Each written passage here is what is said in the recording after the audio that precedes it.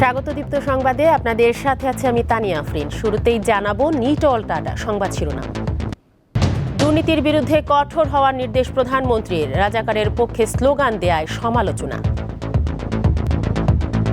দুর্ভাগ্য যে এখন শুনি সে মেয়েরাও স্লোগান দেয়, এটা কোন দেশে আমরা আছি, এরা কি চেতনায় বিশ্বাস করে, কি শিক্ষা তারা নিল।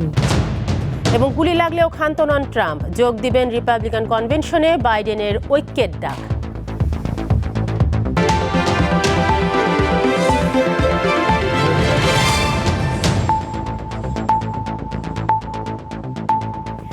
যারা নিজেদের রাজাকার বলতে লজ্জা পায় না, তারা কোন চেতনায় বিশ্বাস করে তা নিয়ে প্রশ্ন তুলেছেন প্রধানমন্ত্রী শেখ হাসিনা। সকালে প্রধানমন্ত্রীর কার্যালয়ে বার্ষিক কর্মসম্পাদন চুক্তি সই অনুষ্ঠানে এই প্রশ্ন রাখেন তিনি। এছাড়াও যেখানে দুর্নীতি সেখানেই ব্যবস্থা নেওয়ার নির্দেশ দেন প্রধানমন্ত্রী। সরকারি চাকরিতে কর্মকর্তা কর্মচারীদের দক্ষতার উন্নয়ন ও জবাবদিহিতা নিশ্চিত করতে 2014-15 অর্থ বছর থেকে বিভিন্ন মন্ত্রণালয় ও বিভাগের সাথে মন্ত্রিপরিষদ বিভাগের বার্ষিক কর্মসম্পাদন চুক্তি বাস্তবায়ন হয়ে আসছে। এরই ধারাবাহিকতায় সোমবার প্রধানমন্ত্রীর কার্যালয়ে 2024-25 অর্থ বছরের জন্য মন্ত্রিপরিষদ বিভাগের সাথে 52টি মন্ত্রণালয় ও বিভাগের কর্মসম্পাদন চুক্তি হয়। পরে সচিবরা এসব চুক্তিপত্র প্রধানমন্ত্রীর কাছে হস্তান্তর করেন। এ সময় প্রধানমন্ত্রী বলেন, 75-এর পর মুক্তিযুদ্ধের চেতনা মুছে ফেলা হয়। যারা নিজেদের রাজাকার দাবি করে তাদের চেতনা নিয়ে প্রশ্ন তোলেন বঙ্গবন্ধু কন্যা। আমার খুব দুঃখ লাগে কালকে যখন শুনি রোকেয়া হলে ছাত্রীরাও বলে তারা রাজাকার। তারা কি জানে 71 সালে 25শে মার্চ কি ঘটেছিল? সেখানে 300 মেয়েকে হত্যা করেছিল, 40 জন মেয়েকে রেপ করেছিল এবং এদের ধরে নিয়ে পাকিস্তানি ক্যাম্পে নিয়ে গিয়েছিল। দুর্ভাগ্য যে এখন শুনি সে মেয়েরাও স্লোগান দেয়, এটা কোন দেশে আমরা আছি, এরা কি চেতনায় বিশ্বাস করে, কি শিক্ষা তারা নিল। দুর্নীতির বিরুদ্ধে কঠোর হওয়ার নির্দেশ দিয়েছেন প্রধানমন্ত্রী। যেখানে কোনো অনিয়ম দেখা দেবে আপনারা যথাযথ ব্যবস্থা নেবে। অনেক সময় এখন আমরা দুর্নীতি জিরো টলারেন্স ঘোষণা করেছি। দুর্নীতি ধরতে গেলে এবার আমাদের সরকারের উপর দায় চাপিয়ে দেওয়া হয়। আমি এটা বিশ্বাস করি না। দুর্নীতি খুব কম লোকই করে, কিন্তু তার বদনামটা হয় খুব বেশি। এই কারণেই যাতে যারাই দুর্নীতির সাথে জড়িত হবে তাদের ভিতরে যথাযথ ব্যবস্থা নেওয়া হবে। ওই সরকারি কি বদনাম হবে না হবে সেটা আমি কেয়ার করি না।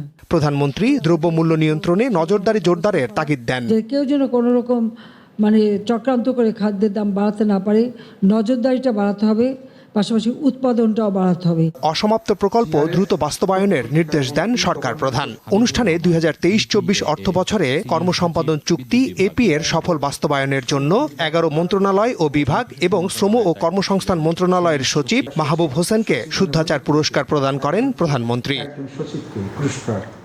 মাহমুদ শাওন, দীপ্ত সংবাদ, ঢাকা। ঢাকা বিশ্ববিদ্যালয়ের রাজু ভাস্কর্যের সামনে বিক্ষোভ করছে কোটা পদ্ধতি সংস্কারের দাবিতে আন্দোলনরত বৈষম্য বিরোধী ছাত্র আন্দোলন। বিভিন্ন হল থেকে ছোট ছোট মিছিল নিয়ে সেখানে জড়ো হয় তারা।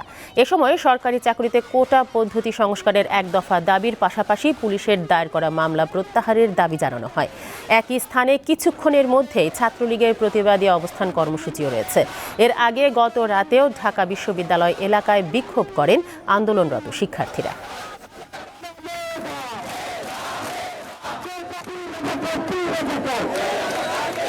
আমাদের কেন রাজাকার বলা হয়েছে? আমরা কি মেধাবী নই? আমরা তো অবশ্যই মেধাবী। যখন অবধি আমরা আমাদের এই জিনিসটা পাবো না, আমরা আমাদের রাইট পাবো না, ততদিন অবধি আন্দোলন চলবে। আমাদের আন্দোলন কিন্তু কোটা আন্দোলনের বাইরে যাচ্ছে না। কেউ যদি অন্যভাবে ব্যাখ্যা করার সুযোগ খোঁজে, সেটা কিন্তু নেই। কোটা সংস্কারের দাবিতে শিক্ষার্থীদের চলমান আন্দোলনে সরকার ভেসে যাবে বলে মন্তব্য করেছেন বিএনপির সিনিয়র যুগ্ম মহাসচিব রুহুল কবির রিজভী। প্রধানমন্ত্রীর বক্তব্যে কোটা সংস্কার নিয়ে যৌক্তিক আন্দোলনের পরিপন্থী বলেও উল্লেখ করেন তিনি। সকালে এসব কথা বলেন বিএনপির এই নেতা। কোমলমতি ছাত্রদের উপর যে অন্যায় করা হচ্ছে, যেভাবে তাদেরকে ধমক দেওয়া হচ্ছে, স্বয়ং প্রধানমন্ত্রী তাদেরকে যেভাবে গালাগালি করছেন, আমি এর তীব্র নিন্দা জানাচ্ছি। যে ক্ষোভ এবং যে ক্ষুব্ধতা তৈরি হয়েছে জনগণের মধ্যে, এর প্রবল স্রোতে আপনি আর টিকে থাকতে পারবেন না। প্রধানমন্ত্রী শেখ হাসিনার সাবেক ব্যক্তিগত সহকারী জাহাঙ্গীর আলম, তার স্ত্রী কামরুন নাহার ও তাদের স্বার্থ সংশ্লিষ্ট প্রতিষ্ঠানের ব্যাংক হিসাব জব্দ করতে নির্দেশ দিয়েছে বাংলাদেশ ব্যাংক। সেই সঙ্গে তাদের হিসাব খোলার ফর্ম সহ যাবতীয় তথ্য আগামী 5 দিনের মধ্যে পাঠাতে বলা হয়েছে। রবিবার কেন্দ্রীয় ব্যাংকের বাংলাদেশ ফিনান্সিয়াল ইন্টেলিজেন্স ইউনিট সব ব্যাংকে এ সংক্রান্ত নির্দেশনা পাঠিয়েছে। জাহাঙ্গীরের গ্রামের বাড়ি নোয়াখালীর চাটখিলের খিলপাড়ায়।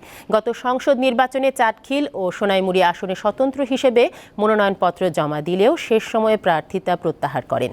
নির্বাচনী হলফনামা অনুযায়ী ঢাকাসহ বিভিন্ন এলাকায় তার কয়েকশো কোটি টাকার স্থাবর অস্থাবর সম্পদ রয়েছে।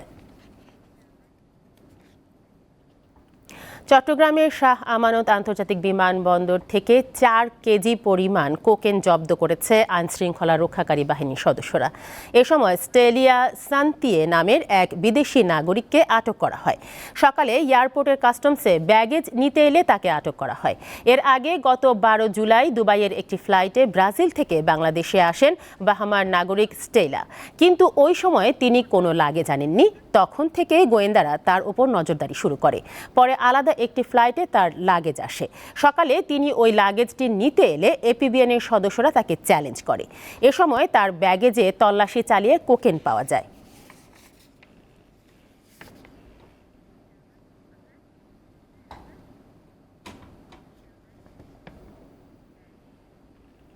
আন্তর্জাতিক প্রসঙ্গ। দুঃখিত, ব্রাহ্মণবাড়িয়ায় চলছে বৃক্ষরোপণ অভিযান ও বৃক্ষ মেলা। 10 দিনের এই মেলায় নানা জাতের ঔষধি ফুল আর ফল গাছের সাথে পরিচিত হচ্ছেন বৃক্ষপ্রেমীরা।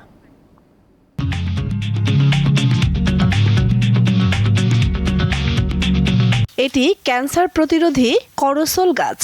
গবেষকদের মতে নিয়মিত এই গাছের ফল খেলে রোগ প্রতিরোধ ক্ষমতা বাড়ে। করসল গাছটি বৃক্ষ মেলার মূল আকর্ষণ। করসল গাছ এটা মেলায় অনেক চাহিদা, আর কার কোনো নাই। আমরা ঢাকা থেকে সংগ্রহ করছি পরিশ্রম করে। গাছটা ক্যান্সারের লাগে খুবই ভালো। যেন চারপাশে আলো ছড়াচ্ছে এই রঙিন ক্যাকটাসের দল। কোথাও দাঁড়িয়ে আছে নানা রঙের ফুল গাছ, কোথাও গাছে ঝুলছে দুষ্প্রাপ্য বিদেশি ফল। এছাড়া অর্নামেন্টাল প্ল্যান্টস, অর্কিড, ইনডোর প্ল্যান্টসের নজর কাড়া সৌন্দর্যে মুগ্ধ দর্শনার্থীরা। যেমন ঔষধি গাছগুলা যেগুলো হারিয়ে যাচ্ছে সেগুলো আবার আমরা পাইতেছি। আমি একটা আম গাছ, একটা কাঁঠাল গাছ নিতে আসছি। ক্যাকটাস গাছ কিনতে এসেছি এখানে। বৃক্ষ দিয়ে সাজাই দেশ, সমৃদ্ধ করি বাংলাদেশ প্রতিপাদ্যে বিভিন্ন ধরনের ফলজ, বনজ ও ঔষধি গাছের পসরা সাজিয়ে বসেছেন বিভিন্ন নার্সারি মালিকরা। বাসাবাড়ির কথা চিন্তা করে আমরা ইনডোর প্লান্টের কালেকশন একটু বেশি তুলছি। এটার দাম হলো আপনার 600 টাকা। বন বিভাগের আয়োজনে ব্রাহ্মণবাড়িয়া শহরের বঙ্গবন্ধু স্কয়ারে বসেছে 10 দিনের এই বৃক্ষ মেলা। অর্নামেন্টাল ট্রি, তারপর ফলের কাটিং, তারপর কলম, চাহিদা মানুষের চাহিদা অনুযায়ী বিভিন্ন জাতের ফলাদি গাছ পাওয়া যাবে। গাছের পাশাপাশি মেলায় উঠেছে প্রাকৃতিক মধু, বাদাম ও তেল। বন বিভাগের আয়োজনে এই মেলা শুরু হয়েছে 9 জুলাই, চলবে 18 জুলাই পর্যন্ত।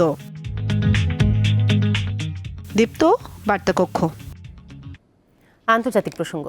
গুলি লাগার 24 ঘন্টা পার না হতেই আরেক সম্মেলনে যোগ দিতে উইসকনসিনে পৌঁছেছেন যুক্তরাষ্ট্রের সাবেক প্রেসিডেন্ট ডোনাল্ড ট্রাম্প। হত্যা চেষ্টা থেকে বেঁচে যাওয়ার একদিন পরই রিপাবলিকান জাতীয় সম্মেলনে উইসকনসিনে পৌঁছেছেন তিনি। বৃহস্পতিবার পর্যন্ত এ সম্মেলন অনুষ্ঠিত হবে। এখানেই ট্রাম্পকে আনুষ্ঠানিকভাবে রিপাবলিকান পার্টির প্রার্থী হিসেবে ঘোষণা করা হবে। সংবাদ মাধ্যম ওয়াল স্ট্রিট জার্নাল ও CNN জানিয়েছে, ট্রাম্পকে হত্যা চেষ্টাকারী থমাস ম্যাথিউ ক্রুকসের গাড়িতে বিস্ফোরক ডিভাইস এবং গাড়িতে বিস্ফোরক দ্রব্য পাওয়া গেছে। ট্রাম্পের নির্বাচনী সমাবেশে বন্দুক হামলার ঘটনায় তীব্র নিন্দা জানিয়েছেন তার স্ত্রী মেলানিয়া ট্রাম্প। হত্যা চেষ্টাকারীদেরকে দানব বলেও আখ্যা দেন ট্রাম্প পত্নী। এদিকে নির্বাচনে প্রধান প্রতিপক্ষের ওপর গুলির ঘটনায় নিন্দা জানিয়ে ঐক্যের ডাক দিয়েছেন বর্তমান প্রেসিডেন্ট জো বাইডেন। আবারও খেলার খবর। 2018 এশিয়া কাপের মতো এবারও দারুণ কিছু করার প্রত্যয় ব্যক্ত করলেন বাংলাদেশ নারী দলের অধিনায়ক নিগার সুলতানা জ্যোতি। দুপুরে বিসিবিতে আনুষ্ঠানিক সংবাদ সম্মেলনে তিনি জানান, এশিয়া কাপ নারীদের ক্রিকেটের জন্য অন্যরকম একটি আবেগের জায়গা। এশিয়া কাপকে ঘরের মাঠে আসন্ন T20 বিশ্বকাপের আগে নিজেদের ভালোভাবে ঝালিয়ে নেওয়ার সুযোগ হিসেবে দেখছেন তিনি। এছাড়াও জাহানারা আলম ও রুমানা হক, 2 সিনিয়র ক্রিকেটার দলে ফেরায় আগের চেয়েও বেশ ব্যালেন্সড। 19 জুলাই শ্রীলঙ্কায় শুরু হবে নারীদের এশিয়া কাপ। টুর্নামেন্টে অংশ নিতে মঙ্গলবার দুপুরে ঢাকা ছাড়বেন টাইগ্রেসরা।